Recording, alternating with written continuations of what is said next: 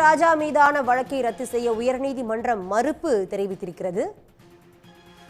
ஈரோடு மாவட்ட நீதிமன்றத்தில் நிலுவையில் இருந்த வழக்கானது சென்னை சிறப்பு நீதிமன்றத்திற்கு மாற்றப்பட்டிருந்த நிலையில் அவர் மீதான வழக்கை ரத்து செய்ய உயர்நீதிமன்றம் மறுப்பு தெரிவித்திருக்கிறது. இது பற்றி விரிவான தகவலை தர காத்திருக்கிறார் சிறப்பு செய்தியாளர் ரமேஷ்குமார். ரமேஷ்குமார், ராஜா மீதான வழக்கின் முழு விவரங்கள் என்ன?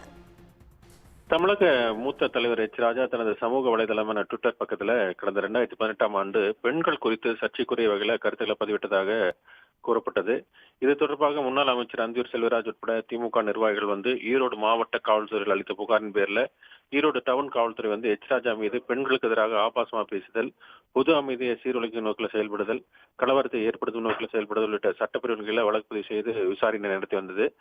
ஈரோடு மாவட்ட நீதிமன்றத்திலே இந்த வழக்கு நிலுவையில் இருந்த நிலையில இந்த வழக்கு சென்னை மாவட்ட ஆட்சியர் வளாகத்தில் இருக்கக்கூடிய சிறப்பு நீதிமன்றத்துக்கு மாற்றப்பட்டது.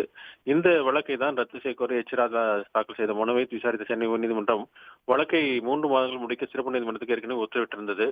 இந்த நிலையில சிறப்பு நீதிமன்றத்தில் உள்ள வழக்கை ரத்து செய்ய கோரி மீண்டும் ராஜா சென்னை உயர்நீதிமன்றத்தில் மனு தாக்கல் செய்திருந்தார். இந்த வழக்கு தான் நீதிபதி ஜெயச்சந்திரன் முன்பு விசாரணைக்கு வந்தது.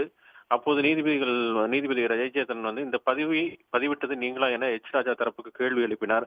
அதற்கு அவரது தரப்புல மாம் என பதிலளிக்கப்பட்டது.